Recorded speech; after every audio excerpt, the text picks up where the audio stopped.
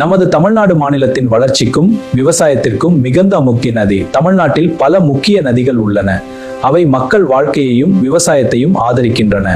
காவிரி நதி தமிழ்நாட்டின் மிக முக்கியமான நதி காவிரி நதி. இது தமிழ்நாட்டின் உயிர் நாடி என்று அழைக்கப்படுகிறது. இந்த நதி கர்நாடகா மாநிலத்தில் உருவாகி தமிழ்நாட்டில் பாய்ந்து வங்காள விரிகுடா கடலில் கலக்கிறது. காவிரி டெல்டா பகுதி மிகவும் வளமான விவசாய நிலமாக உள்ளது.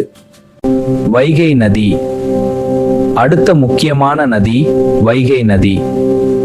இது மேற்கு தொடர்ச்சி மலை பகுதியில் உருவாகிறது.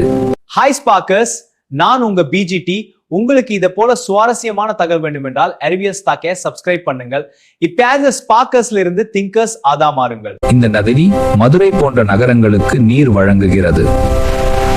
தாமிரபரணி நதி மற்றொரு முக்கியமான நதி தாமிரபரணி நதி. இது திருநெல்வேலி மாவட்டத்தில் பாய்கிறது. இந்த நதி தென் தமிழ்நாட்டில் விவசாயத்திற்கு மிகவும் உதவுகிறது.